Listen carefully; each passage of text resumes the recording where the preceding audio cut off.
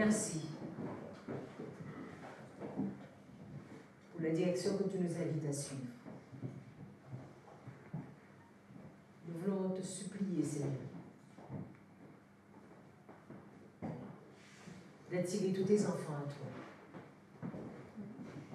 Que nos familles ne soient pas laissées de côté, alors que la trompette fait entendre son son. Parle au cœur, Seigneur. Interpelle tes enfants, afin que tous nous puissions vraiment suivre, comprendre le son clair de la trompette et suivre ce son. Et même quand cela fait très mal, que nous puissions choisir de marcher dans ton chemin. Guide-nous pendant cette étude, instruis-nous, Seigneur. Que ce soit toi qui parles à nos cœurs, que ce soit toi qui nous brise, qui nous façonne. Que personne ne se sente supérieur à l'autre.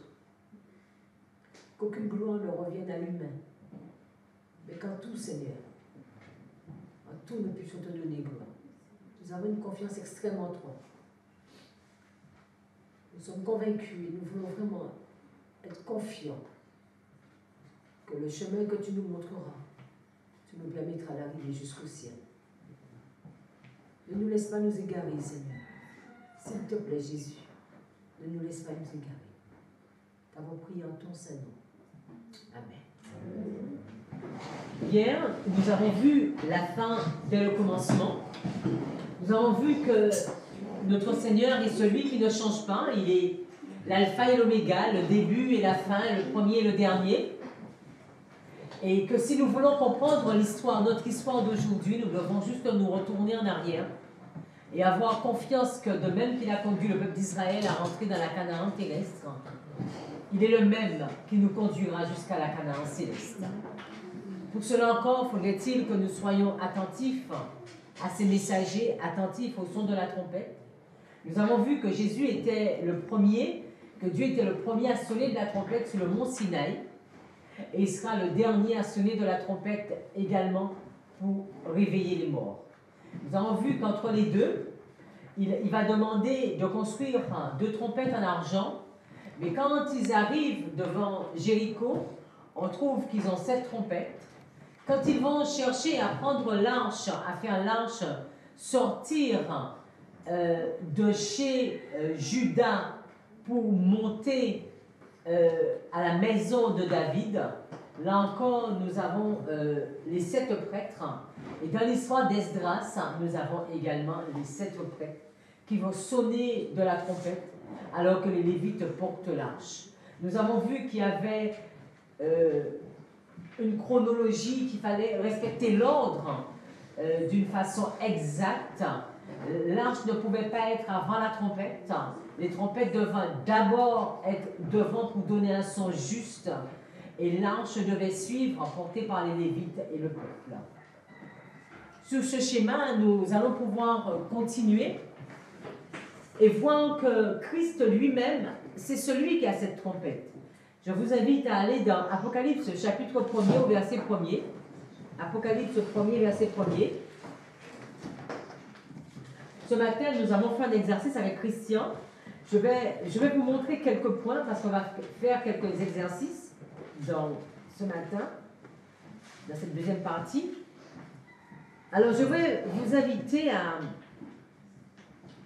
pour que vous puissiez bien voir où on va. Si vous avez la possibilité... alors, Eric, est-ce que je peux... Oui. Si vous avez la possibilité de choisir 2 strongs, je ne sais pas si tous les portables le permettent, mais de sélectionner la strong 1096, espace et la 1166, mais exclusivement dans le livre d'Apocalypse, parce qu'il y en aura beaucoup, mais on veut se concentrer sur le livre d'Apocalypse. Donc le 1096, espace le 1166.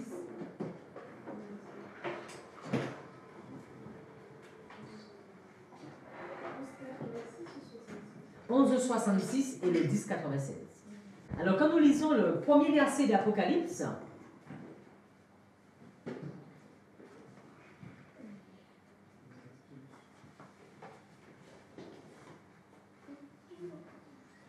alors je vous les ai mis là. révélation de Jésus-Christ que Dieu lui a donnée pour montrer. Montrer, c'est le 1166, à ses serviteurs les choses qui doivent arriver. Donc 1096. Donc cette notion de montrer, quelqu'un qui va montrer, mais qui va montrer quelque chose qui va arriver. Alors, quelque chose qui va arriver, on va parler de quoi? Quel mot on peut dire pour cela? Accomplissement. Donc, montrer et arriver.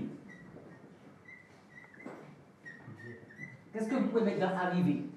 Retour. Mais non, regardez. Pour montrer à ses serviteurs les choses qui doivent arriver. Accomplissement. Ah oui. Futur. Alors, prophétie. Quoi? Futur. Accomplissement aussi. Quoi encore? On va mettre accomplissement? Non. Oui, on peut mettre accomplissement, d'accord. Avenir. Hein? Avenir. Avenir, on va mettre futur. Futur.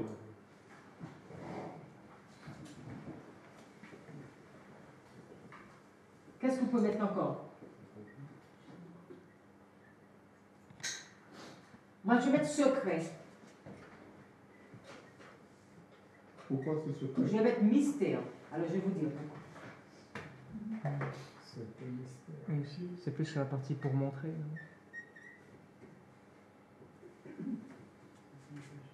Invisible. Dans le sens que ce qui doit arriver, c'est ce qu'on ne voit pas. C'est futur. Mais si c'est futur, on Et a futur, le voit pas. Ok, alors je vais le mettre ailleurs. On va faire secret. Non, mais je trouve que ça marche, mais si c'est parce que si tu le fais pas pour la partie les choses qui doivent arriver, mais pour montrer. Là, il y a cette notion de révélation. Et on révèle pas quelque chose que déjà connu tout le monde. Donc, il va annoncer quelque chose qui va arriver. D'accord? Je ne voulais pas le faire là, mais c'est pas grave. Alors, après, on va dans l'Apocalypse 4. Après cela, je regardais, voici une porte était ouverte dans le ciel. La première voix, c'était quoi cette voix? La première fois que j'avais entendue. C'est la voix qu'il avait entendue à quel verset? C'était dans Apocalypse 1er, verset 10. Apocalypse 1er, verset 10, il va entendre une voix comme la voix d'une trompette. Et au verset 4, il va dire la première voix que j'avais entendue comme le son d'une trompette. Donc en relation avec Apocalypse 1er, verset 10.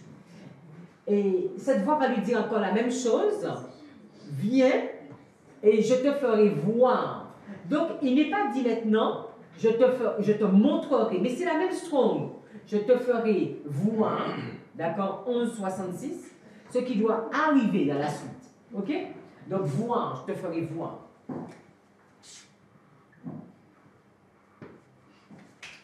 Quand on va dans Apocalypse 22, verset 6, et il me dit, ces paroles sont certaines et véritables, et le Seigneur, le Dieu des esprits des prophètes, a envoyé son ange pour montrer à ses serviteurs les choses qui doivent arriver. Donc ici, c'est qui est l'acteur ici?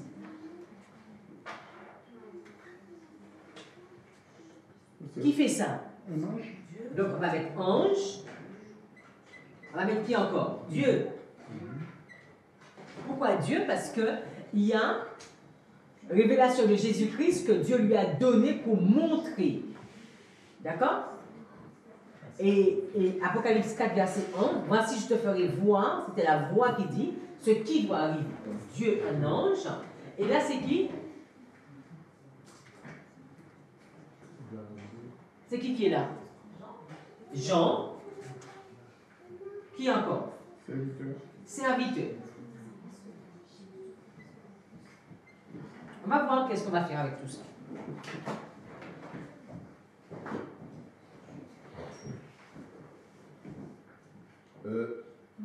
Oui. Est-ce que dans un sens, quand tu regardes Apocalypse 5, verset 1, est-ce que révélation de Jésus, on peut dire, est-ce qu'on peut interpréter aussi que Jésus est celui qu'on ne voit pas, qu'on ne comprend pas, et que Dieu le révèle, et qu'il le montre?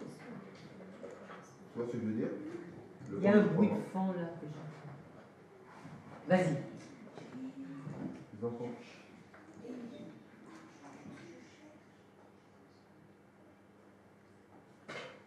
Vas-y, beaucoup. Révélation de Jésus. Donc Jésus, c'est le mystère. C'est celui qu'on n'a pas compris, qu'on ne voit pas. Et Dieu veut montrer à ses serviteurs ce qui va arriver le concernant lui. Est-ce qu'on peut le dire comme ça? Jésus-Christ, c'est...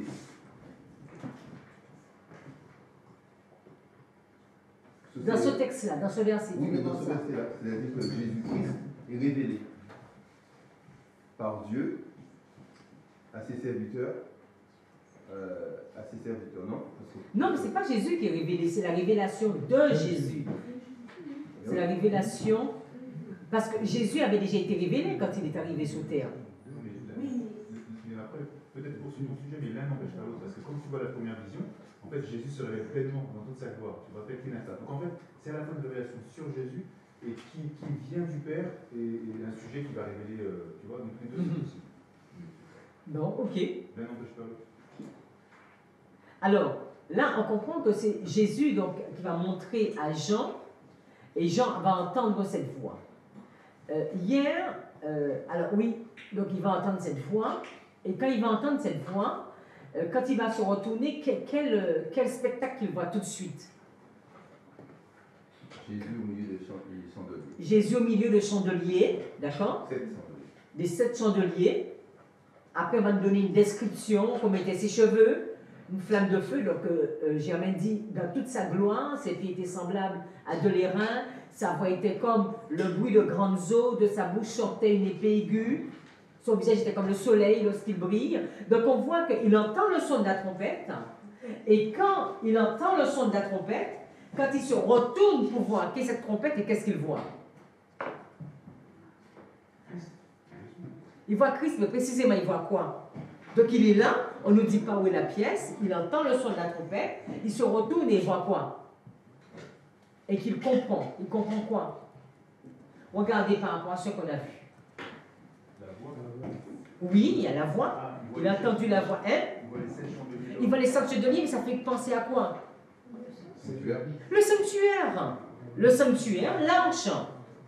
D'accord? Il y a la trompette et il y a l'arche après. Vous savez que quand on regarde l'histoire de l'arche,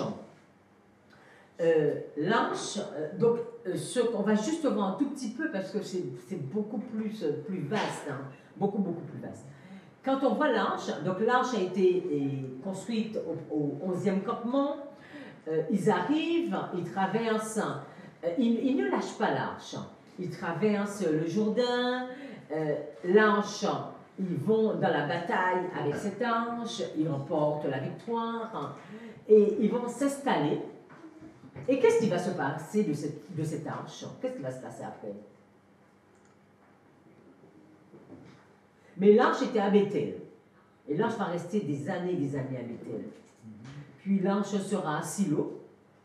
Et vous vous souvenez quand l'arche était à Silo, ce qui va se passer? C'est là qu'Élie va mourir.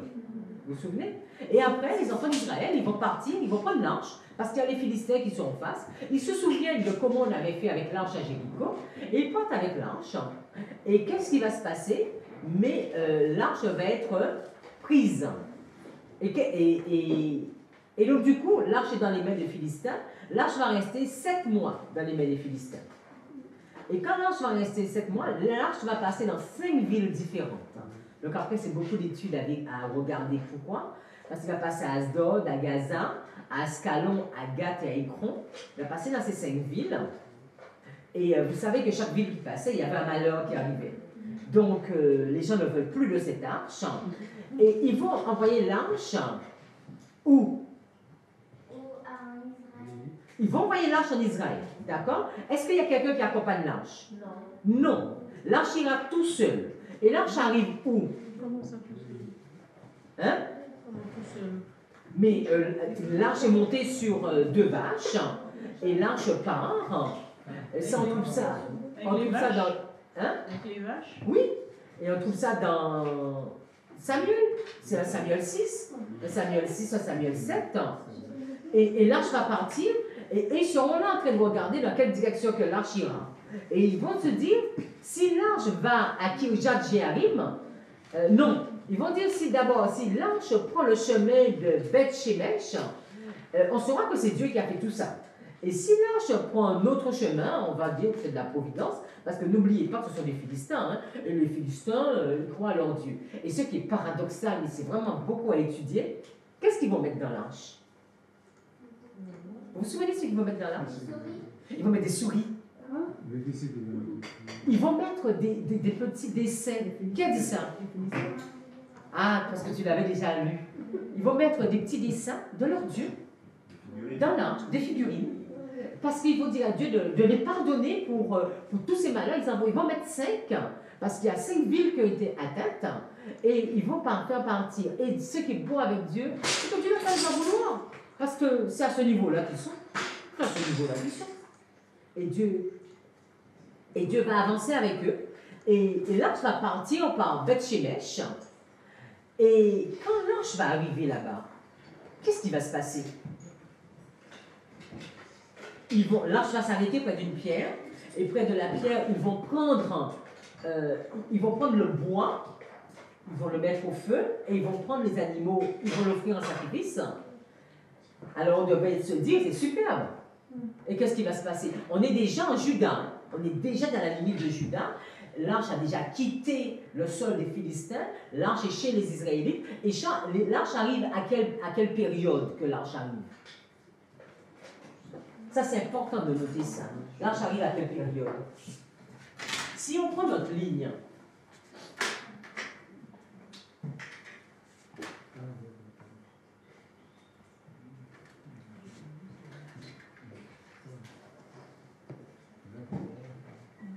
alors, on va mettre PDF, LD, FTG, second retour. On est d'accord? Et on met la moisson où?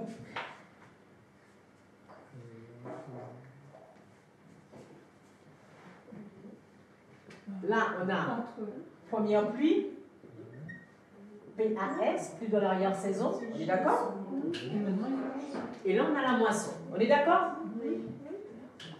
Et le texte va nous dire que l'arche va arriver à ce moment-là. C'est là que l'arche arrive. L'arche arrive au pays des enfants d'Israël, à la moisson. Et alors que l'arche arrive ici, ils vont regarder l'arche. Donc, je vous invite à faire toute une étude de ça. Sur ce mot « regarder », je pense que c'est la 7200. Ils vont regarder l'arche. Et parce qu'ils vont regarder l'arche, 50 000 vont mourir. Et quand ils vont mourir, ils vont se dire « non, on ne peut pas. L'arche, elle est trop sainte. On ne veut pas de l'arche. » Et ils vont appeler les gens de Kirjat Jearim. Et ils vont dire aux gens de Kirjat Jearim, qui sont également une partie du Juda. Hein. Donc après, il y a vraiment une grande étude à faire entre Beth Shemesh et Kirjat Jearim. Parce que pourquoi Beth Shemesh ne peut pas regarder l'arche et pourquoi Kirjat Jearim peut la regarder? Ils vont appeler Kirjat Jearim, les gens de là-bas, et ils vont dire, venez prendre l'arche, parce que l'arche, elle est trop sainte. Je sais pas... Est-ce que vous avez déjà vu cette histoire? Chapitre 7. Chapitre 7. Ouais, c'est 6 et 7. C'est 1 Samuel 6 et 7. Et les gens de Kirjat Jearim vont venir, et ils vont faire monter l'arche de l'Éternel, et ils vont emmener l'arche où? Chez qui? Chez Abinadab. Chez Abinadab. Et Abinadab, on sait qu'au moins, on ne connaît pas tout, mais on sait qu'au moins que Abinadab a 3 fils. Qui sont les 3 fils d'Abinadab qu'on connaît? On sait qu'il y a Éléazar, il y a Uri et il y a Abjo.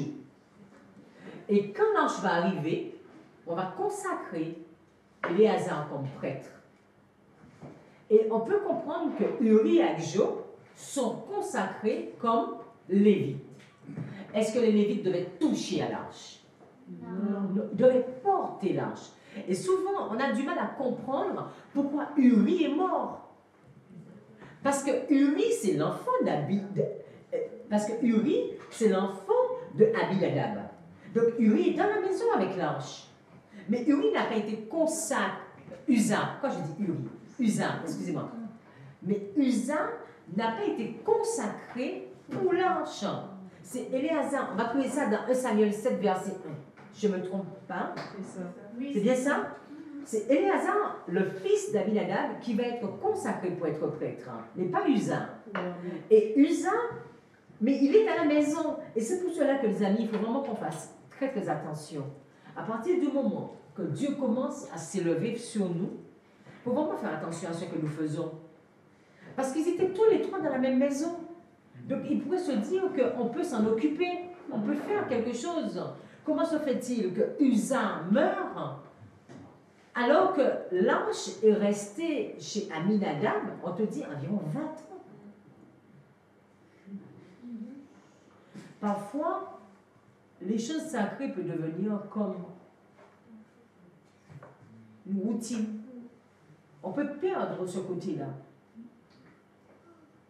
Bon, après, si ce n'est pas l'objet de l'étude, mais c'était par rapport à la gloire de Dieu. Et c'est bon parce que quand ils vont parler des trompettes, quand ils vont parler de l'arche, ils vont dire parce que la gloire de Dieu.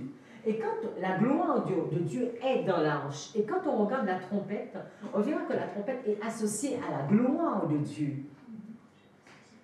Et l'importance de ce que nous faisons, aussi bien dans nos lieux, dans nos maisons, mais dans tout ce que nous faisons. Pourquoi Dieu a choisi X pour une fonction et Y pour une autre fonction? Et après, on va se dire, mais quelle différence entre X et Y?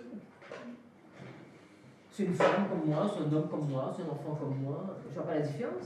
J'habite dans la même maison qu'elle, ou bien que lui, mais pourquoi je ne peux pas le faire aussi? Et c'est ça. Donc, pourquoi Uza ne pouvait pas toucher à l'arche et Éléazar pouvait toucher à l'arche?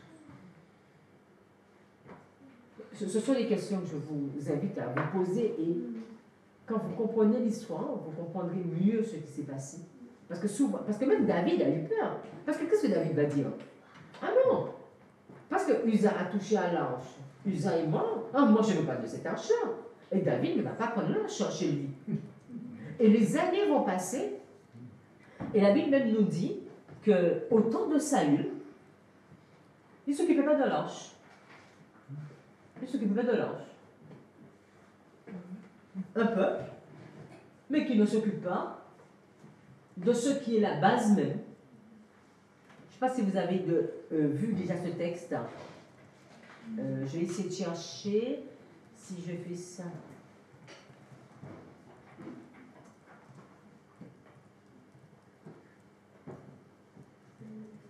Voilà, c'est 1 Samuel 14, verset 18. Et Saül dit à Akija, non, c'est pas celui-ci.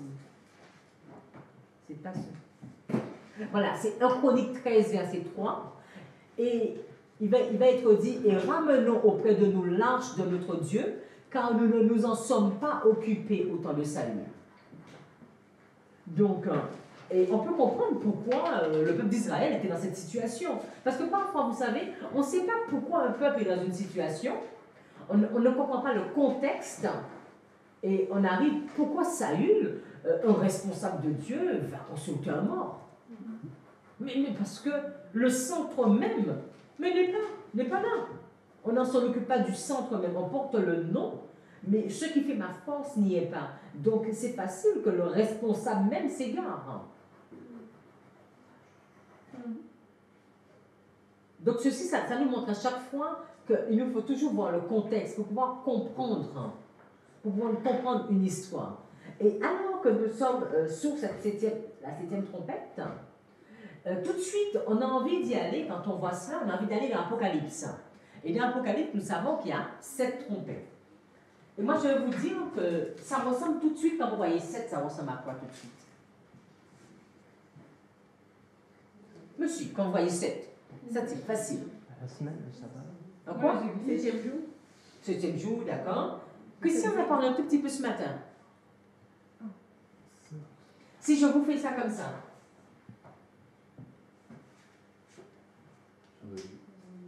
Le message chandelier.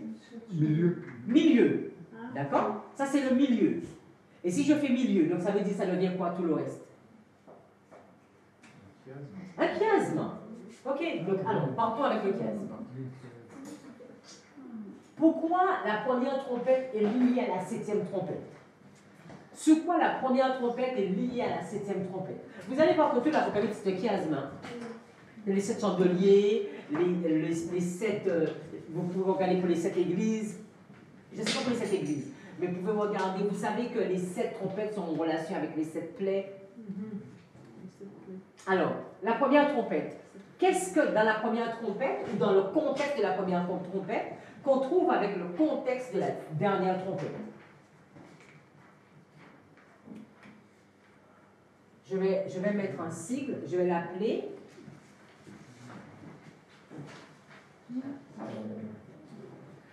Je ne vais pas vous montrer. Je vais appeler ça T, tonnerre. Il y avait quoi encore? Il y avait éclair. Il y avait tremblement de terre. C'est dans Apocalypse 8. Quand vous allez dans Apocalypse 8, ça doit être le verset 4 ou 5. Qui veut bien lire?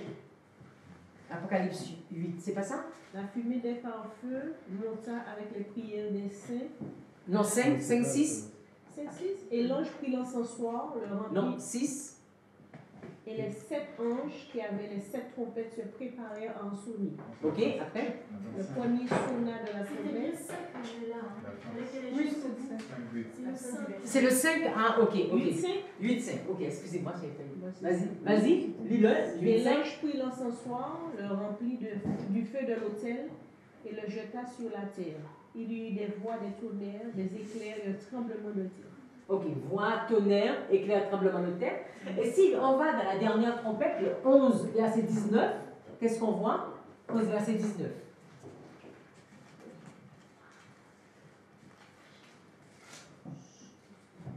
« 11, 19.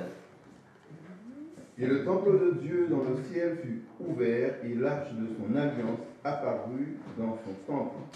Et il y eut des éclairs, des voix, des tonnerres, un tremblement de terre et une forte grêle. » Ok? Et là, on voit qu'il y a arche aussi, hein? L'arche. D'accord. Alors, la deuxième trompette, on va l'associer avec qui? Avec sixième. Ça, ce sera sous quel mot? Qu'est-ce qu'on voit dans deuxième et qu'on voit dans sixième? Alors, qui veut lire au deuxième, s'il vous plaît? C'est 8, 6. Apocalypse 8, 6. On l'avait déjà fait quand on avait fait les trompettes. C'est pour ça que je vais vite, c'est parce qu'on l'avait déjà fait.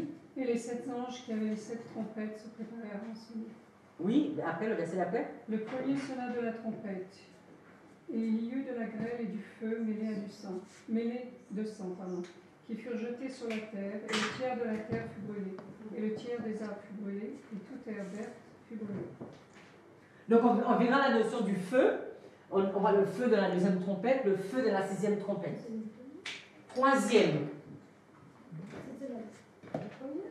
Hein? Ah, c'est la première? Non, mais deuxième alors, excuse-moi. Va sur deuxième, va sur deuxième. Qu'est-ce qu'un deuxième?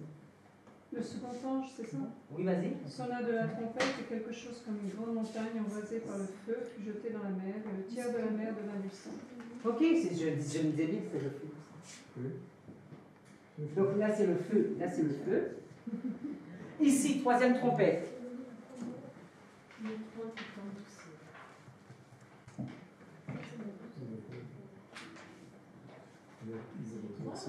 Une étoile. Ardent, comme le flambeau, qui tombe du ciel. C'est l'étoile qui tombe du ciel? Oui, c'est l'étoile.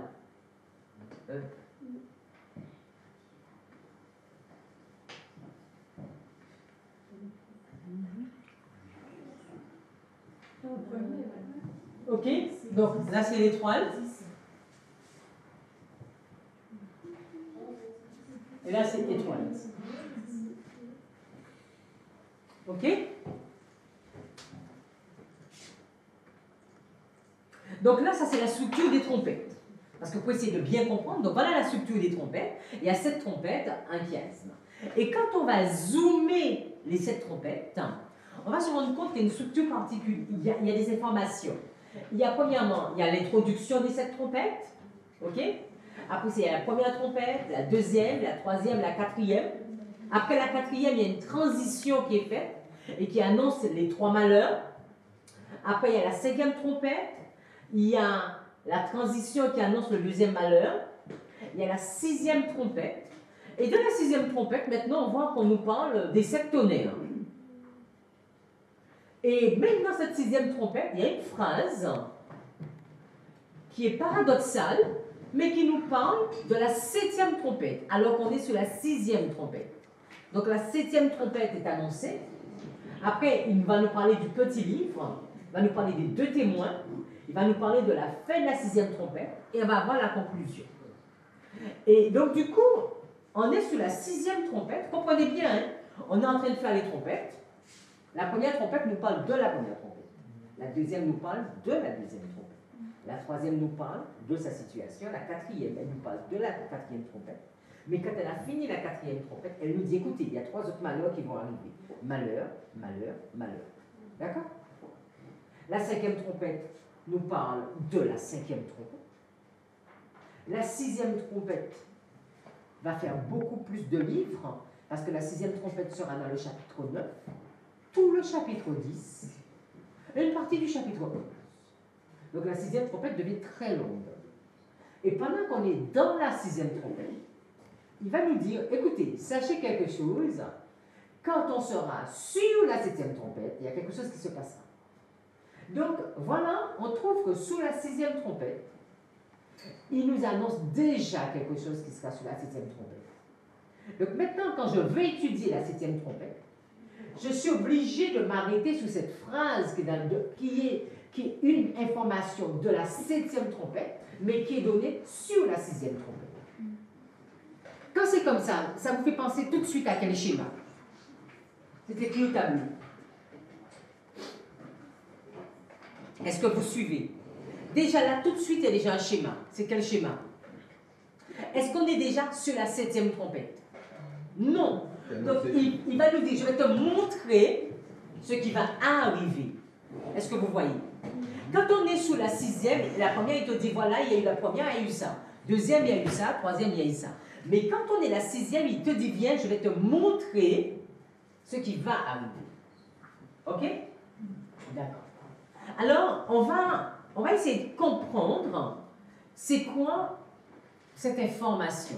Alors, on va dans Apocalypse 10, verset 7, donc on est sous la 6e trompette. Et il y a cette phrase qui est donnée, mais au jour de la voix du 7e ange, quand il commencera à sonner de la trompette, le mystère de Dieu devra être terminé, comme il l'a déclaré à ses serviteurs les prophètes. Exercice. Vous avez cette phrase. Comment vous allez faire pour comprendre cette phrase? Les gens sous le Zoom, vous pouvez également répondre, écrire vos réponses, et Eric va les transmettre. Alors, vous avez une phrase, vous avez une pièce au milieu d'une boîte de foin, cette petite pièce, et la pièce vous dit, mais au jour de la voix du 7e ange, on est sous la voix du 6e ange. Mais il te dit, mais au jour, sache que quand ce sera le jour de la voix du 7e ange, quand il commencera à sonner de la trompette, le mystère de Dieu devra être terminé comme il l'a déclaré à ses serviteurs les prophètes. Comment vous allez étudier cette phrase? Parce que cette phrase, en réalité, c'est quoi? Dans ce schéma, cette phrase, c'est quoi? Prophétie. Est-ce que c'est la prophétie? Cette phrase, c'est quoi? C'est le secret. C'est le secret. Vous vous souvenez de ce texte qu'il est dit, car Dieu ne fera rien sans avoir révélé ses secrets à ses serviteurs, les prophètes. Donc si je lis la phrase et que je ne sais pas comprendre la phrase, je passerai à côté même de la 7e trompette. Parce que le secret de la 7e trompette est dans la 6e trompette. Est-ce que vous le voyez? Quand vous arrivez à la 7e trompette, il te dit voilà ce qui s'est passé. Quand il y a eu la 7e trompette, il y a eu beaucoup des voix dans le ciel. On a dit que le jugement est à notre Dieu, le sanctuaire est vu et l'arche est vue, c'est tout. Et donc souvent on se dit, mais qu'est-ce qui se passe sur la 7e trompette? On ne comprend pas ce qui se passe sur la 7e trompette, on n'a pas d'information pour la 7e trompette. Mais l'information, elle est donnée où?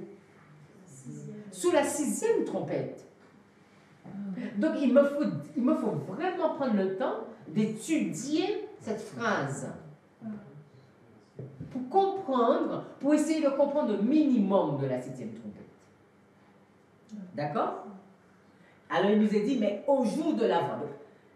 Si vous deviez étudier, vous allez vous arrêter sur quel mot? Dites-moi tous les mots sur lesquels vous allez souhaiter vous arrêter.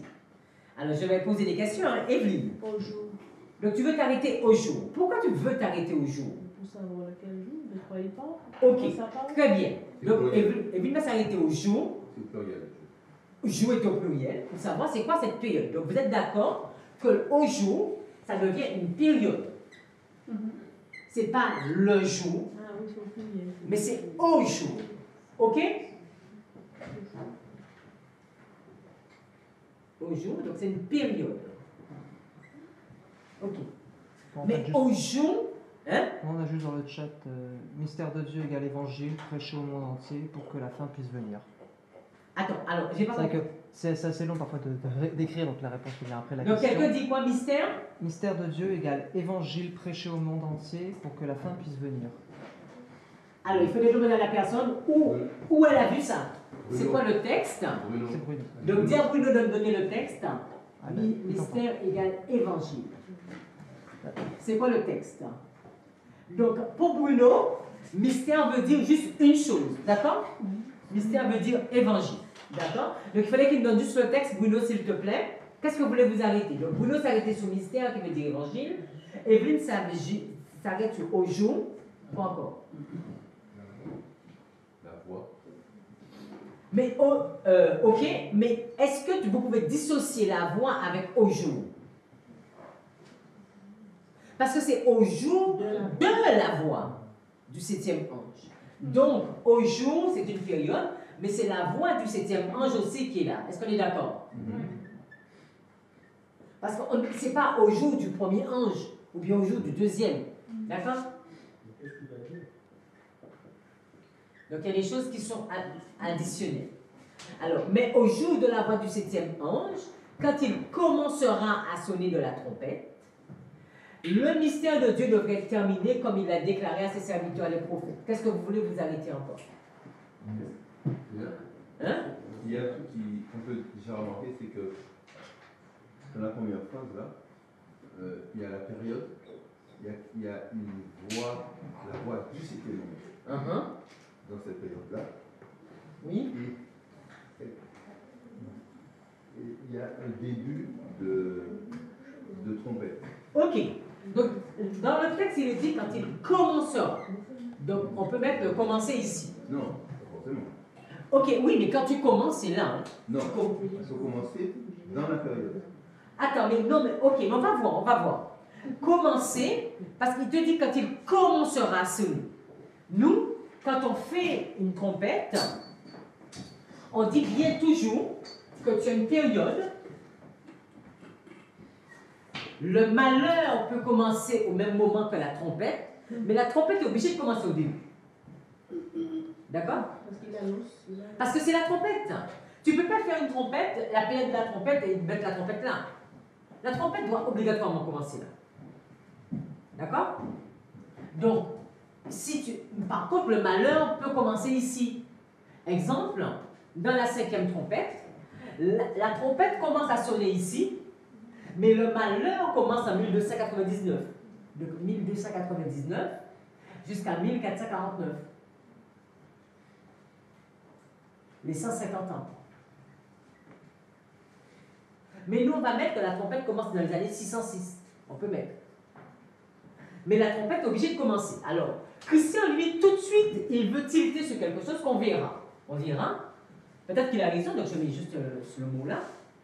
Parce que Christian, regardez, il me dit oui, mais ça peut ne pas commencer au début. Je lui dis non, c'est pas possible. Quand ça commence au début. Alors maintenant, il va falloir qu'on regarde le mot commencer. Parce qu'on n'est pas d'accord. Donc on va devoir s'arrêter sur le mot commencer. Après, qu'est-ce que vous voulez voir encore? Et d'ailleurs, le mot commencer qui aura un impact sur le futur. Voilà, quand il commencera. Comme il a aussi à ses serviteurs. Ok, très bien. Il va falloir qu'on comprenne qu'est-ce qu'il avait dit aux serviteurs et les prophètes. D'accord? Serviteurs, les prophètes. C'est pas juste serviteurs, hein? C'est serviteurs et les prophètes. Donc on voit qu'on va devoir s'arrêter sur le mystère.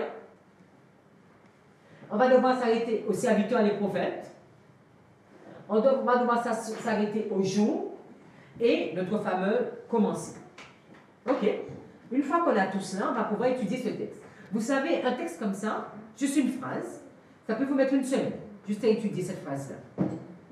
On va prendre la première règle de Miller, qui dit chaque mot a sa portée appropriée. D'accord? Mais quand vous allez l'étudier, ça va vous apporter beaucoup d'informations.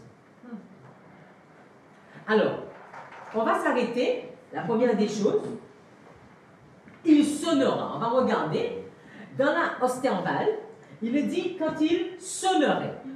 D'accord? Dans la Louis II, quand il sonnerait. Dans la Jérusalem, quand il sonnera. Et King James dit, il ajoute un mot quand il commencera. Parce qu'on dit que quand il sonnera, ça peut être entre ici et ici. On est d'accord? Il sonnera. Mais King James nous dit quand il commencera à sonner. Alors, souvent, on dit que la King James, c'est la meilleure traduction. Mais comment on fait pour voir que la King James, c'est la meilleure traduction? Oui, en fait, Déjà, c'est pareil. Déjà, juste de base, c'est faux. La King James n'est pas la meilleure traduction. La King James est une traduction du bon texte, du texte reçu. C'est pas la qualité de la traduction qui est importante. La controverse au niveau des Bibles, c'est entre les protestants, catholiques, quel texte grec ou hébreu tu vas traduire. Et on a fait un raccourci pour dire la King James c'est la meilleure traduction. Mais si tu prends l'Osterwald, l'Avertin ou la King James, ils sont tous des traductions du texte reçu. Et c'est là le point important. Mais la qualité de la traduction en elle-même, il n'y a rien. Ouais. Oui. Il y a beaucoup de fautes déjà. C'est-à-dire qu'Éric disait pas forcément la traduction, c'est parce qu'ils sont partis sur un texte qui était beaucoup plus proche de la réalité. Oui. D'accord? Alors que les autres, ils sont partis sur un texte qui avait déjà subi des commentaires, tout cela. Donc c'est un peu cela. Des altérations. Mais c'est important ce que Éric dit, parce que la traduction, même si elle est partie du sujet le plus proche, la traduction peut parfois ne pas être bonne. Donc vous ne pouvez pas juste vous dire que la King James c'est la meilleure et sans investiguer. Parce que parfois, il y a sous des mots, c'est pas toujours, mais tu vas trouver que tu auras quelque chose de la réalité, que tu vas trouver plus 8 secondes qui se rapproche de la réalité que la King James. Je suis d'accord avec toi. Voilà. Mais ça, il faut faire l'étude, il faut étudier le mot. Et donc du coup, vous vous rendez compte que vous avez 4 versions et il y en a une seule qui parle d'un commencer. Donc la première des choses que vous allez faire, vous allez essayer de comprendre pourquoi il y a le commencer. Et vous allez vous arrêter sur quel mot? Parce que vous n'avez pas le mot commencer dans la Louis II. Sur quel mot vous allez vous arrêter? Hein? Sonner. Voilà. Donc vous allez vous arrêter sur sonner, sonnera, d'accord? Et vous allez regarder la Strong de sonnera. Et c'est ce que j'ai fait là. La Strong de il sonnerait, d'accord? C'est, alors regardez bien, ici, alors, mais qu'au jour de la 7e trompette, du 7e ange, quand il sonnerait, et sonnerait, il y a combien de Strong associés? 2 Strong. Il y a 2 Strong et 2, quand c'est entre parenthèses, c'est comment le verbe est conjugué. Donc il y a un verbe qui est au subjonctif et un verbe qui est à l'infinitif. D'accord? Donc maintenant, il faudrait s'arrêter aux 2 Strong. Donc les 2 Strong, c'est quoi? C'est 31,95 et 45,37. Alors, 31,95, c'est chercher à, chose à venir, ce qui va, quelque chose qui est sur le point. D'accord? C'est un verbe. Le 31,95, il est quoi? Chercher. il est associé au 50... Il est au subjonctif. Il est associé au 57-25. Voilà, le subjonctif. Alors, est presque sur le point de faire ou de subir quelque chose. C'est presque sur le point, avoir l'intention de, avoir à l'esprit de faire quelque chose. D'accord? Donc, quand il sera sur le point de sonner, quand il aura à l'esprit de sonner, quand il aura l'intention de sonner, d'accord? Il faut que le mystère de Dieu soit accompli. Est-ce que vous voyez déjà la différence? Ce n'est pas forcément quand il sera sur le début de la trompette, mais quand il sera sur le point, quand il aura l'esprit, quand il va penser, quand il sera cherché. Donc, mais ça ne suffit pas. Alors, on va continuer. Et maintenant, qu'est-ce qu'on va faire? On va au minimum, chercher le 31-95 dans le livre qui est concerné. Donc, quand tu vas chercher le 31-95 dans Apocalypse, est-ce que vous avez vu? Parce que le 31-95 nous dit, parce que l'autre partie, c'est juste sonner de la trompette. Donc, on n'a pas de complication avec ça. Tout le monde est d'accord que c'est de la trompette qui va être sonnée. D'accord? Mais c'est le sonner. Est-ce que c'est quand il commence ou bien quand il est sur le point de? Est-ce que vous voyez la différence? Nous, on est sur la différence de savoir. Est-ce que c'est... Parce que c'est très important, les amis. Parce qu'on va voir que la trompette a commencé à sonner quand? Cette 7e trompette a commencé à sonner quand? Le 29 octobre 1844. Donc, est-ce que le mystère de Dieu doit s'accomplir en moi en 1844, auquel cas, en 2021, je suis à août? Je ne suis pas concerné. Je ne suis pas en 1844. Si ça veut dire que c'est quand la trompette commence à sonner que le mystère doit être accompli, soit nous sommes tous perdus aujourd'hui parce que le mystère n'a pas été accompli en nous en 1844. Il faut déjà voir c'est quoi le mystère. Parce que déjà, là, tu as vu la réponse. En fait, déjà, tu forces une réponse rien que dans la façon dont tu tournes la phrase. Vas-y. Là, tu dis déjà, le mystère, il est accompli en nous. Qu'est-ce qui te dit que le mystère doit être accompli en nous? Ok. Si ça se trouve, c'est le passage d'une comète à 2 km de la Terre. Ok. Le mystère, en tout cas, ce mystère, oui, c'est vrai, ce mystère, c'est vrai, c'est pas écrit en nous. Ce mystère, on va voir c'est quoi le mystère. Imagine que le mystère, c'est que l'ordinateur tombe. Donc l'ordinateur doit tomber en 1844. Parce que qu'est-ce que le texte nous dit? Est-ce qu'on peut reprendre le texte? Apocalypse 10, verset 7. Enfin, moi, j'ai les secondes. Oui, vas-y. Mais au jour de la voix du 7e ange, quand il sonnerait de la trompette, le mystère de Dieu s'accomplirait comme il a annoncé à ses serviteurs. Voilà, donc il y a le mystère de Dieu, et comme je disais, imagine que le mystère de Dieu, c'est que l'ordinateur tombe. Donc le mystère de Dieu qui était annoncé par ses serviteurs les prophètes, si on dit que c'est là, ça veut dire qu'en 1844, le mystère doit être accompli. Donc il faut que je vois ce mystère s'accomplir, d'accord? Mais si je comprends que c'est au moment, c'est quand il sera sur quand il sera sous le point de le faire, à ce moment-là que ce mystère peut se faire à d'autres moments. Mais toujours sous la 7e trompette. On est d'accord, hein? C'est pas sous la 8e ou la 6e. On est toujours d'accord, c'est sous la 7e. Et donc on va regarder la 31-95. Alors on va regarder le 31-95 et regardez. Donc j'ai fait l'exercice pour vous. 31-95, vous l'avez, Apocalypse 1, verset 19. Il te dit celles qui doivent arriver. Donc, ce n'est pas encore arrivé.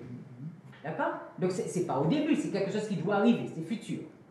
Après ça, le 2-10, il adresse à l'Église ce que tu vas souffrir.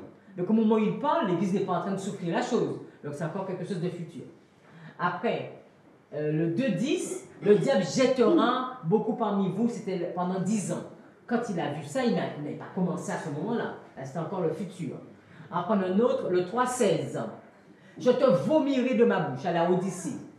Quand il a dit ça, est-ce qu'on a déjà été vomi? Non, il nous fait encore grâce. Donc ça, c'est un 4e. On peut prendre, exemple, là, le 7. 10, verset 7. Ah, c'est celui qui nous concerne. 12, verset 4.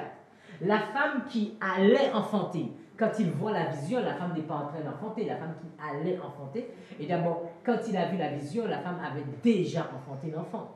Parce que Jésus était déjà né. Historiquement. Historiquement. Mais pas dans la vie. Mais historiquement, Jésus était déjà né, si tu prenais la femme, d'accord? Mais l'Église, mais si tu prends dans le sens de l'Église, au moment qu'il te parle ça. Donc, c'est pas encore fait. Donc, ce que je veux montrer, c'est que au moins, il y a 12 références. Au minimum, dans 10 références, vous allez voir que c'est en relation avec un futur. Est-ce que vous voyez? Est-ce que vous comprenez? Parce que déjà, quand il te dit, quand il commencera, tu penses que c'est à ce point-là. Il te dit que non, ça ne veut pas forcément dire ce point-là. C'est quand il commencera à sonner, quand il sera sur le point de donner ce son. OK? Alors, on va continuer. Alors, là, c'était pour ici. Donc, ce qu'on peut comprendre, c'est que c'est pendant ces jours-là, donc pendant ces années, pendant les années où la trompette va sonner, le mystère de Dieu va s'accomplir. Donc, la trompette a commencé à sonner en 1844. Elle est encore en train de sonner. Donc, peut-être que c'est dans notre histoire, peut-être c'est nous-mêmes qui verrons, on va devoir regarder maintenant c'est quoi le mystère, voir si ce mystère a déjà eu lieu. Si ce mystère n'a pas encore eu lieu, on sait que ce mystère c'est pour maintenant, c'est pour notre histoire. D'accord? Et que ce mystère doit être accompli. Ok? C'est bon? D'accord. Premier point. Maintenant, avant de regarder le mystère, on va regarder serviteurs et prophètes. Parce qu'il avait bien été dit, Jean-Louis, est-ce que tu peux reprendre la phrase encore, s'il te plaît? Toujours 10, verset 7. Mais qu'au jour de la voix du 7e ange, quand il sonnerait de la trompette, le mystère de Dieu s'accomplirait comme il a annoncé à ses serviteurs les prophètes. Ok. Donc maintenant, on doit regarder dans toute la Bible qu'est-ce que Dieu avait annoncé à ses serviteurs les prophètes. Donc vous allez chercher quoi? Qu'est-ce que vous allez chercher? Vous allez commencer par un truc simple. Serviteurs les prophètes. Vous allez juste chercher ces trois mots, serviteurs, les prophètes. D'accord? Ce que Dieu fait, c'est n'a pas le Oh, mais tu vas devoir prendre toute la liste.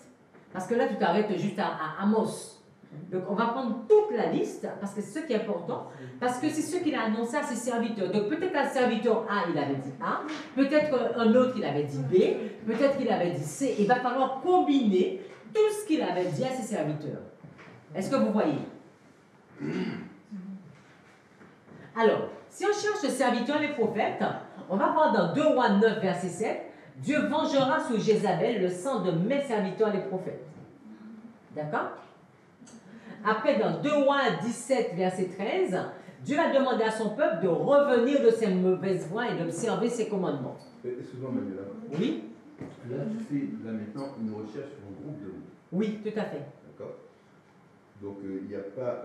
Donc, si par exemple, on se focalise sur serviteur, oui. Est-ce qu'il y a plusieurs types de serviteurs? Évidemment. Si tu cherches juste le mot serviteur, si vous le faites, vous aurez des centaines de mots. Et est-ce qu'il y a aussi des serviteurs?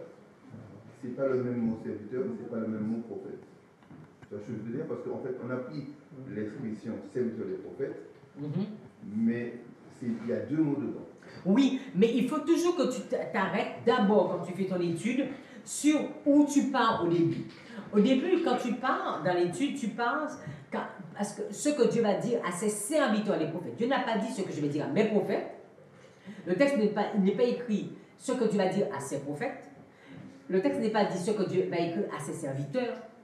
Le texte, il a bien pris le temps d'écrire à ses serviteurs, les prophètes. Donc la première démarche que tu dois faire, c'est de rester collé au texte. Et tu dois prendre serviteurs, les prophètes. Parce que c'est ce qu'il est dit à ses serviteurs, les prophètes. Peut-être à ses prophètes, ce n'est pas la même chose qu'il a été dit, mais maintenant tu dois t'arrêter à serviteurs, les prophètes. Dans quel cas tu pourrais faire ce que Christ te demande? C'est si quand tu cherches serviteurs, les prophètes, tu as 0 réponse. Ou bien une seule réponse. Alors, ça ne va pas t'emmener loin. Oui? Dans la 8 secondes, comme il l'a annoncé à ses serviteurs, virgule, les prophètes. Oui. Si tu veux, tu peux mettre la virgule. Si tu veux, tu peux garder la virgule. Sachant que quand le texte a été écrit, il n'y avait pas de virgule. Selon ce qu'on a toujours compris. Mais sinon, on peut mettre la virgule. Mais après, cet après-midi, vous avez du temps. Faites une recherche. Cherchez exemple. Seulement serviteur. Regardez combien de mots qu'il y a. Cherchez seulement prophète, regardez combien de mots qu'il y a. Après, vous pouvez faire un exercice, c'est-à-dire chercher prophète, mais les différents trônes qui sont associés à prophète, les différents trônes qui sont associés à serviteur et faire des combinaisons. Donc, Christian pourra peut-être nous le faire cet après-midi. En tout cas, dans les serviteurs, les prophètes, j'ai 0. Et on a tout essayé. Hein. Ah bon? Serviteur S, les prophètes. Oui. Tu as cherché dans toute la Bible. Quelle version de la Bible? Quelle version de la Bible? Sur quelle version? Non, bah, oui, c'est bon. Ouais. Et les autres, vous avez trouvé? Et un 8 secondes? Un 8 secondes, vous ne trouvez pas? Laurence, un prophète, tu as mis l'accent? Oui. C'est ça, mais à 8 secondes. J'ai marqué sans tenir compte. Ok. On a l'accent sur le prophète. Jamais. Ah ouais. À cause de l'accent. Ah, donc c'était l'accent qu'il ne fallait pas mettre. Ok? Il y en a un. Tu en as trouvé combien? 22. Oui, voilà, 22, c'est ça. Guylaine a trouvé 9. 9? Non. Moi j'en ai 19. T'as cherché peut-être juste dans l'Apocalypse, non? T'es où?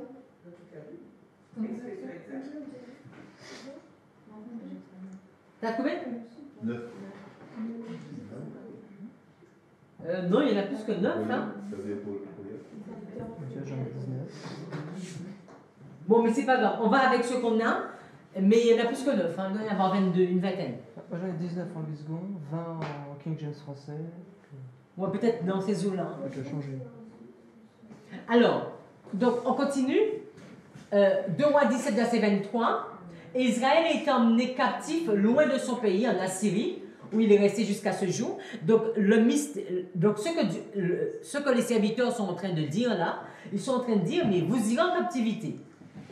Dans 2 Rois 21, verset 10, il va dire, mais à cause du péché de Manassé, vous irez en captivité.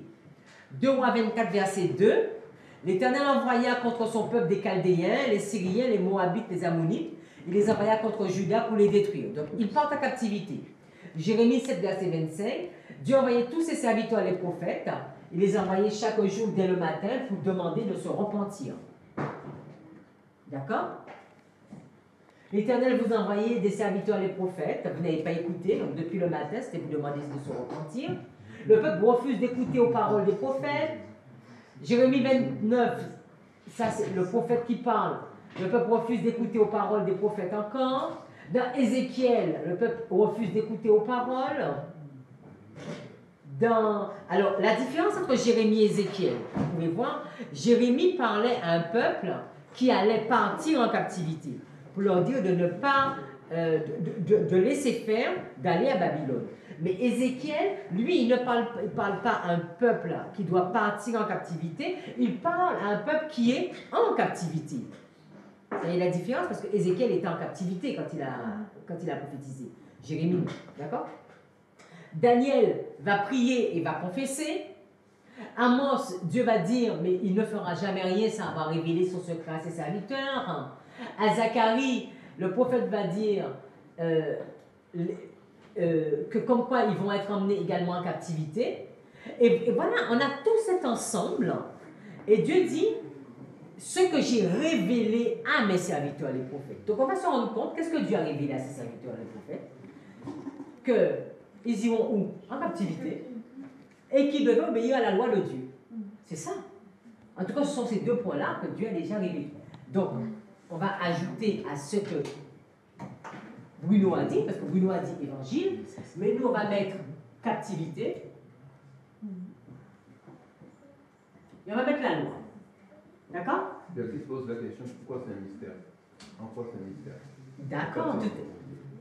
Alors, parce qu'on regarde ce que le texte dit. Le texte dit bien, on reprend le texte encore, Apocalypse 10, verset 7.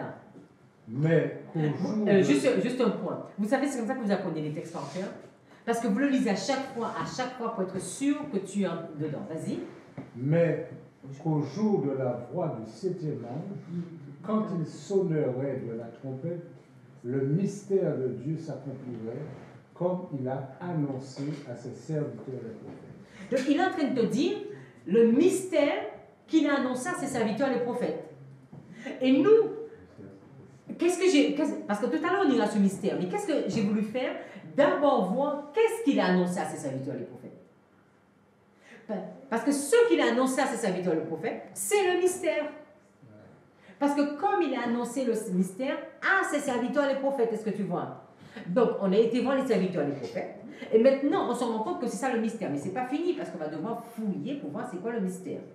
Mais on sait déjà que ce qu'il avait annoncé à ses serviteurs les prophètes, c'était leur départ en captivité et la loi de Dieu qui n'est pas respectée. On sait déjà ça. Juste une petite remarque. Oui. Dans le texte de Daniel, qui ressemble un petit peu à Ézéchiel, mais dans le texte de Daniel, alors comment tu as dit ça, Daniel? Daniel prie et confesse qu'ils n'ont pas écouté. C'est-à-dire que j'ai l'impression que c'est le passé. Oui, mais ça on verra après. Non, mais c'est important de le dire là, justement. Oui, non, mais parce que là, non, on ne va pas le mettre là maintenant. Mais justement, parce que ça va dépendre de ton fil directeur. Tu ne peux pas le mettre là, Christian, parce que là, tu as tout pris, tu as pris tous les textes, et maintenant, tu vas faire des ensembles de tes textes. D'accord? De tous tes textes, tu vois qu'il y a deux grosses catégories qui sortent. Une catégorie, c'est captivité. Il y a plusieurs textes qui te mettent captivité, plusieurs textes qui te mettent loi. Et toi, tu as un cas sur lequel tu veux que je zoome. Je ne veux pas zoomer encore dessus. Je dis simplement qu'il ne faut pas l'ignorer. Ah non, il ne va pas être ignoré. Parce que le cas de Daniel va nous montrer beaucoup de choses. D'accord? Il se distingue, Daniel. Il se distingue. Daniel se distingue. D'accord? Il vient de dire quelque chose. On va continuer. Oui, vas-y.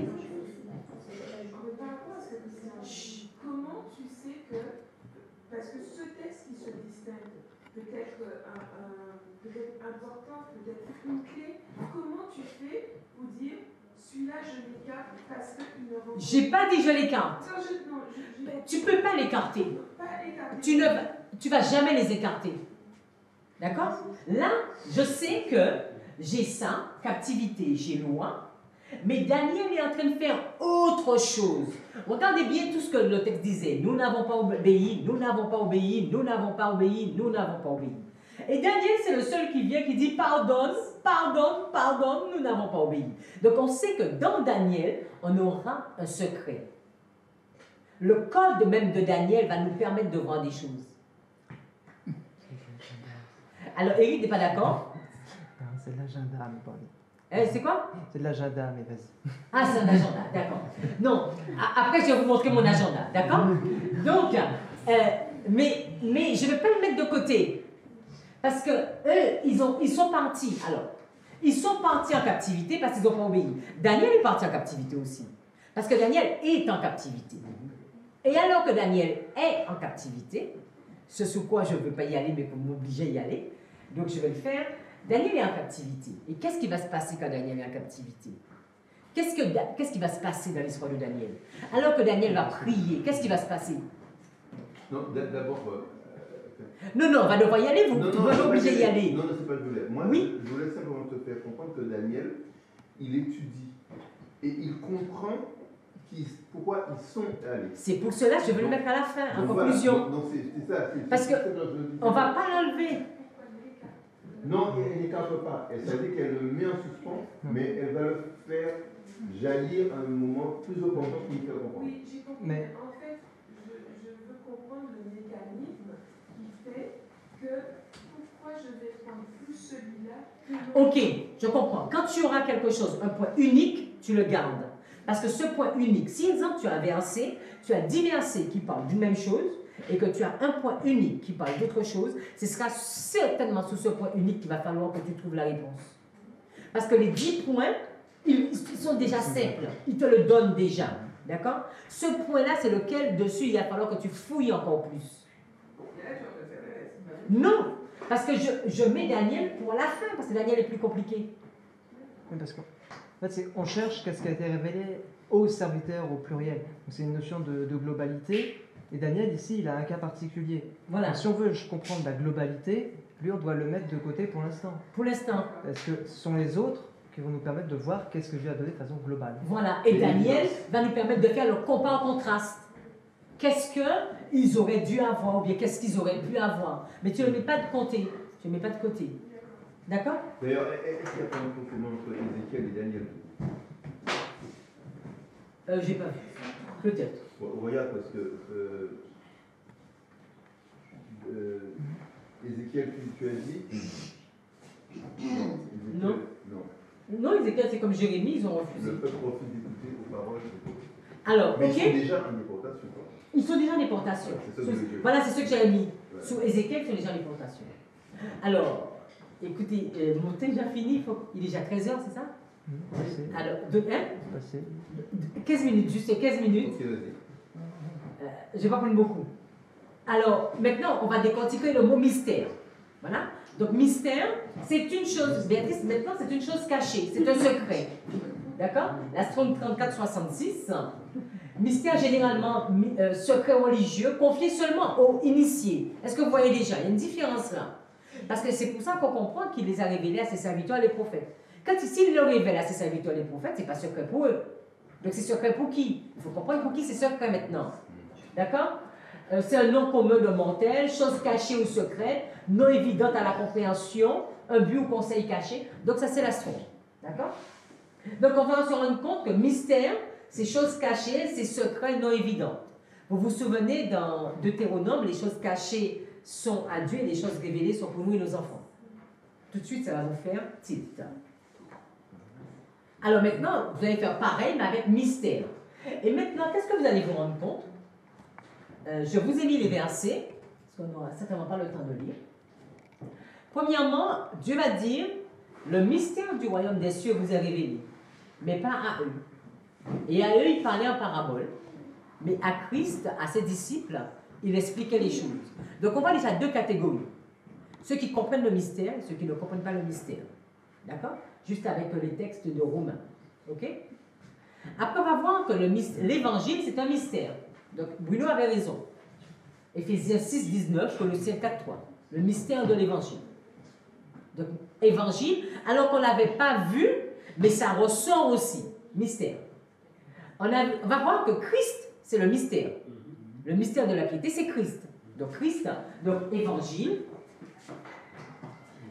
Captivité, loi, Christ. Christ. Alors, le mystère de l'iniquité qui agit déjà. Donc, la différence entre mystère de la piété et mystère de l'iniquité. La sagesse de Dieu. D'accord? Ce mystère, c'est la sagesse de Dieu cachée pendant les siècles. Donc, Christ, sagesse de Dieu. C'est le mystère de la volonté de Jésus-Christ réalisée en lui-même. Et il va parler de Colossiens 1, 26 et 27, le mystère caché en tout temps, parce que cette notion qui a été cachée, d'accord? Parce qu'il l'avait dit à ses serviteurs et les prophètes, le mystère caché, Christ en moi, l'expérience de la gloire.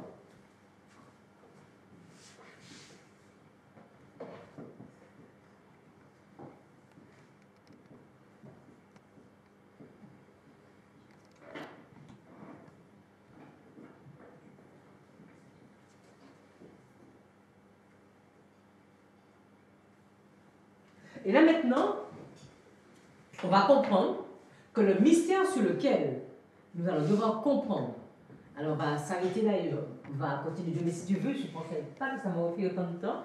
Le mystère le mystère qui doit se réaliser sous la voie de la septième ange, c'est ce mystère-là. La voie du septième ange, c'est ce mystère. L'évangile, qu'est-ce qu'on entend par captivité? Qu'est-ce qui se sera la loi? Christ et Christ en moi. Et voilà ce qui va être accompli. Parce que c'est ce qu'il est dit. Qu'est-ce que le texte nous disait? S'accomplira. Ce mystère doit s'accomplir. Donc, sous ce septième ange, l'évangile doit être accompli. La captivité sera accomplie, la loi sera accomplie, Christ sera accompli, Christ en moi, l'expérience de la gloire sera accomplie. Sera accompli ou pas accompli. Oui, vas-y. Mystère, oui. on regarde à plusieurs choses. Très bien, très très bien. Alors, mystère, alors Béatrice me dit, mystère et au singulier et on regarde tout ce que je mets dedans. Donc, je bouge le texte. Pourtant, c'est ce que j'ai trouvé dans la Bible. Et tout de suite, ça me fait penser à quoi? Ça vous fait penser à quoi? Au fruit de l'esprit. Voilà un fruit. Il y a un fruit. On va te dire que le fruit, c'est la paix, la joie, l'amour, la bonté, la bénignité, la fidélité, la tempérance. Et la loi n'est pas contre toutes ces choses. Et voilà ce fruit-là qui devient un ensemble de fruits. Mais pourtant, c'est un fruit. Parce que c'est un ensemble.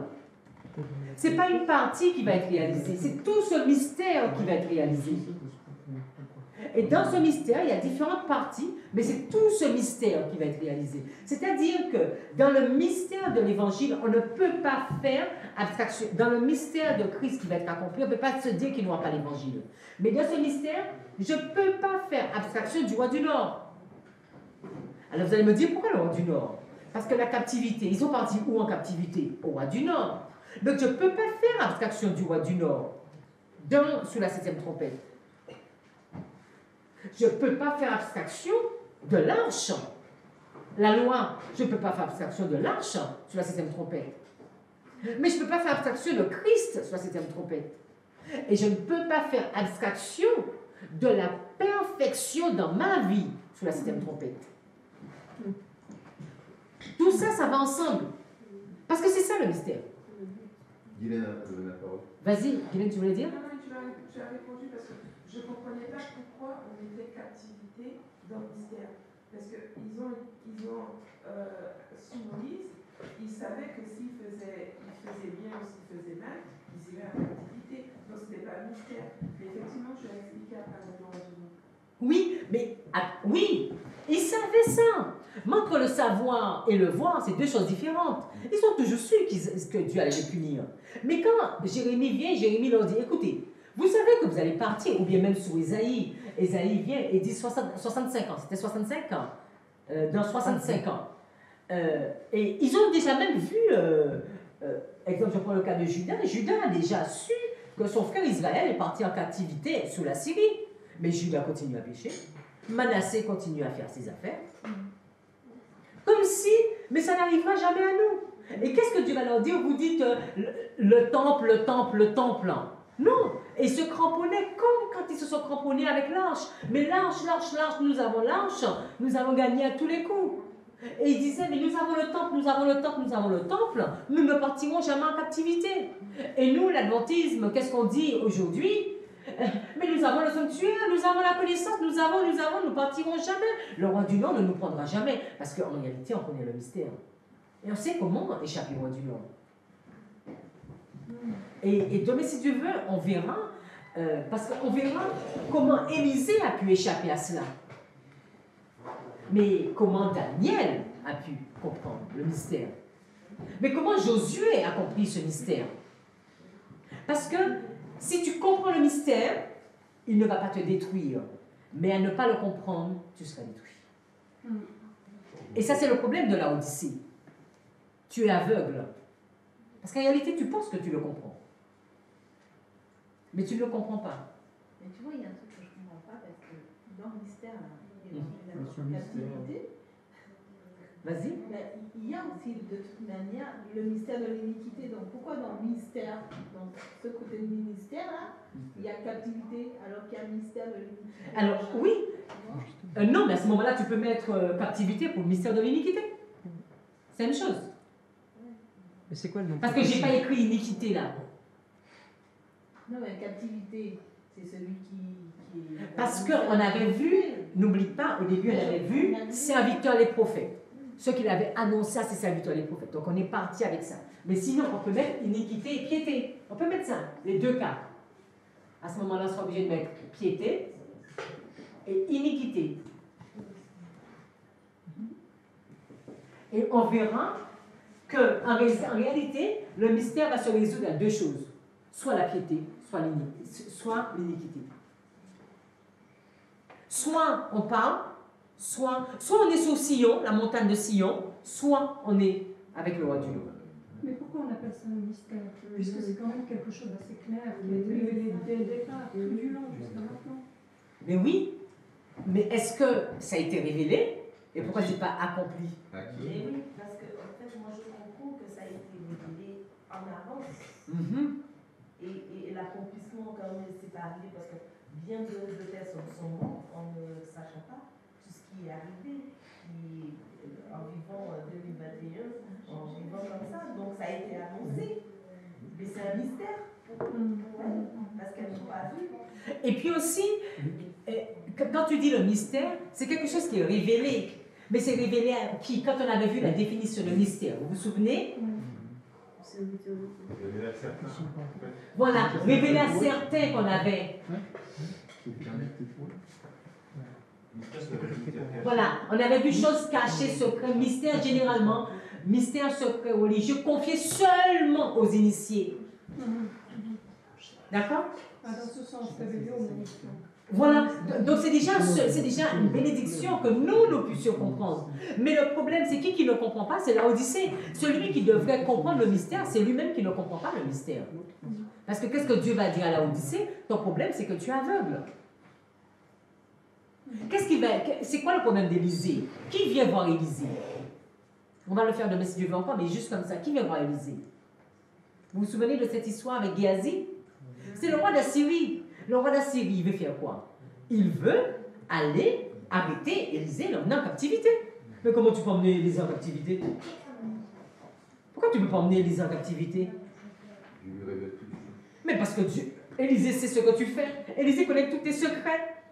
Donc Élisée connaît ton plan. Donc comment tu peux vouloir l'emmener en captivité puisque lui-même connaît déjà ce qui se fait dans ton lit, le connaît déjà. Donc tu ne peux pas le surprendre. Et c'est ce que Dieu demande à ses serviteurs. Et c'est pour cela qu'on verra l'importance de la prophétie. Parce que Dieu voudrait qu'on soit à même de comprendre ce qui est en train de se passer en 2021 dans notre histoire. Non pas être à l'affût de regarder les journaux, ce que les journaux disent pour qu'on puisse donner l'explication, mais nous-mêmes de pouvoir dire aux journaux, mais voilà ce qui va se passer, voilà ce qui va se passer, voilà ce qui va se passer.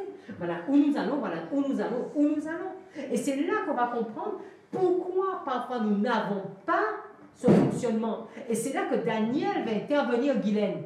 Parce que Daniel va nous montrer c'est quoi la clé du mystère, comment obtenir le mystère. Mais je ne vais pas vous dire plus. Il y a une remarque aussi qu'on peut faire, c'est que dans le passé, pour faire sens dans ce que Marie-Michel disait, et aussi avec Guylaine, c'est qu'on peut savoir des choses, et perdre la connexion qu'il y a entre ce qu'on vit. Et c'est exactement ce qui est arrivé au peuple. Moïse les avait convoqués solennellement. Je mets devant vous deux voies. Pourtant, ils sont tombés dans la mauvaise voie. Alors que c'était quelque chose qui était révélé. Si vous faites ça, Lévitique 26, si vous faites ça, voilà ce que vous allez vous dire. Si vous faites ça, vous continuez, voilà, et ainsi de suite. Donc c'était quelque chose que Dieu a dit à son peuple, qui était un mystère pour les autres, mais quelque chose qui est connu, révélé en tout cas pour le peuple. Ça ne les a pas empêchés de ne pas prêter attention et de déconnecter de cette réalité-là et de tomber dans le piège qui n'aurait pas dû tomber. Tout à fait. Et ce que tu dis, c'est fort parce que dans Deutéronome 29, il est dit bien, les choses révélées, c'est pour vous et pour vos enfants à perpétuité. Donc, ça devait... Vous savez que, regardez, sous Josué, le peuple d'Israël va faire des exploits. Et quand on arrive dans Juge, qu'est-ce qu'il est dit sous Juge? Concentrons-nous. Qu'est-ce qu'il est dit sous Juge? Il y a une nouvelle génération qui s'est levée, donc les enfants, et qui ne connaissaient pas Dieu. Comment se fait-il que la génération d'après ne connaît déjà plus son Dieu? Qu'est-ce qui s'est passé? Pourtant, comme on dit, tout ceci avait été révélé. Et ils avaient même eu l'ordre que tout ce qui est révélé, c'est pour vous et pour vos enfants. Donc la loi ne devait pas être oubliée. Et comme on a vu que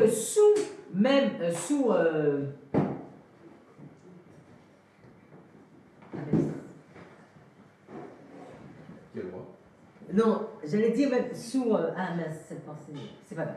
Que la loi, même, voilà, sous Saül, comment se fait-il que l'ange ne devait jamais s'éloigner du camp d'Israël? Vous vous souvenez? Quand l'ange avait été donné, c'était pour être dans le camp.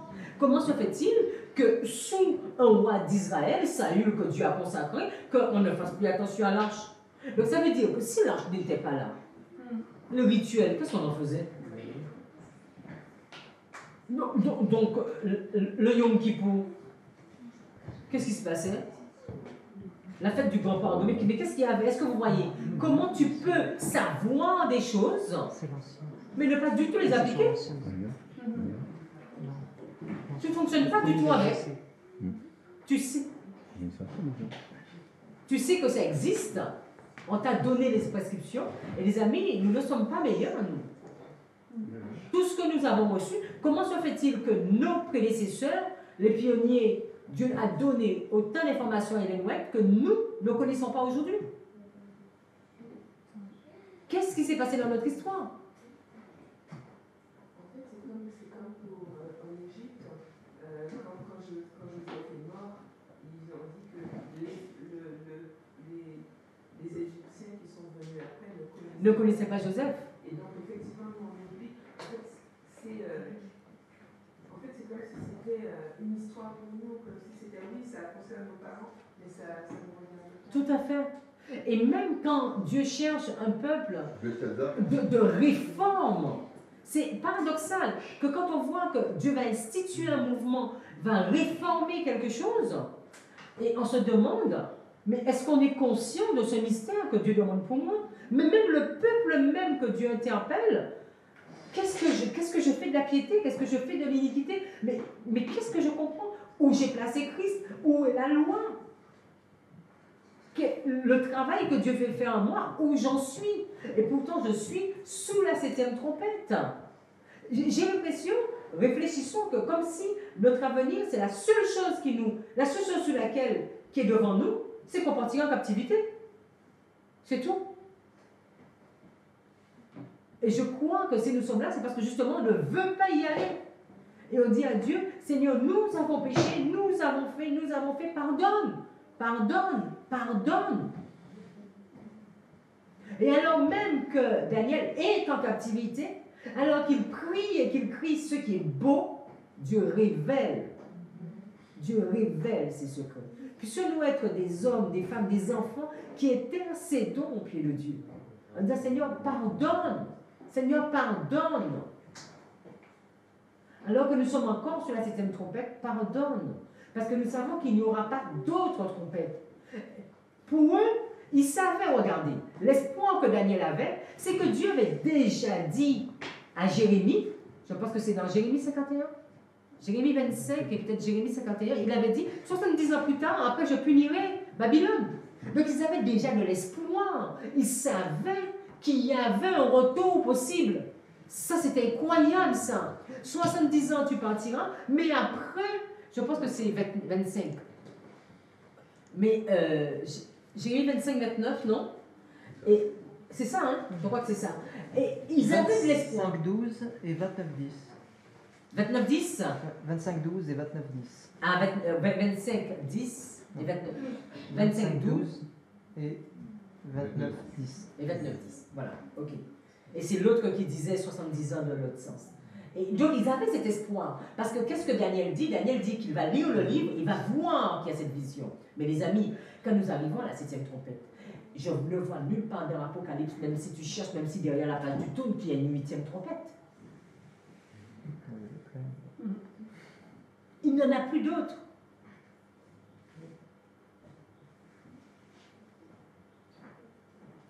Nous allons prier. Seigneur, nous te remercions pour tout ce que tu fais, alors que nous sommes cette 7e trompette qui a commencé à sonner il y a plus de 160 ans. Alors que cette trompette n'arrête pas et continue à languir et à crier. Pardonne-nous, Seigneur, parce que trop souvent, nous sommes négligents. Trop souvent, nous n'étudions pas et nous passons à côté. Aujourd'hui, tu nous interpelles que ton mystère s'accomplira. Avec nous ou sans nous, ton mystère s'accomplira. L'évangile s'accomplira. Le mystère de l'iniquité s'accomplira. Le mystère de la piété s'accomplira. 2 camps seront formés. Tu l'as décidé, tu as parlé. Et la chose ne retournera pas sans avoir accompli ce pourquoi tu l'as envoyé. Mais avant que la porte de la grâce ne se ferme, Seigneur, avant que Michael se lève, tu cries encore, tu sonnes encore cette trompette. Et tu nous demandes à nous les prêtres, est-ce que vous entendez ce que je dis?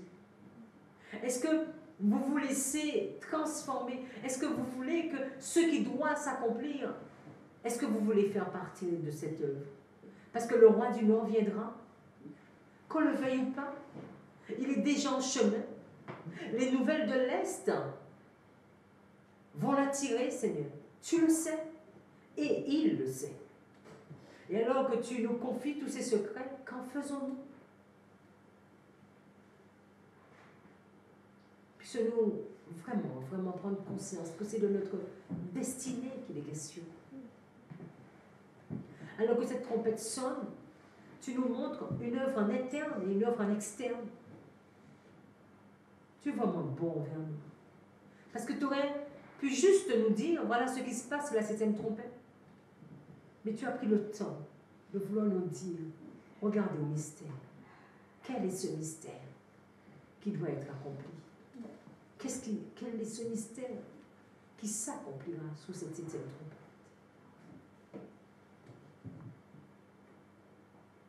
Seigneur, continue à parler à ton peuple. Continue à nous dévoiler les secrets, à ouvrir nos yeux, afin que nous puissions voir ce que tu vois. Que nous puissions entendre ce que tu dis. Que nous ne puissions pas entendre le tonnerre, mais que nous puissions entendre un son exact de ta personne et du plan que tu as pour nous. Parle-nous, Dieu d'Israël, parle-nous. Instruis-nous. Révèle-toi à nous, s'il te plaît, Seigneur. Et que l'on sache que tu es vivant et que tu es un peuple qui te craint et qui se lève pour toi. Béni sois-tu. Béni sois-tu. Nous t'avons prié en ton Saint-Nom. Amen.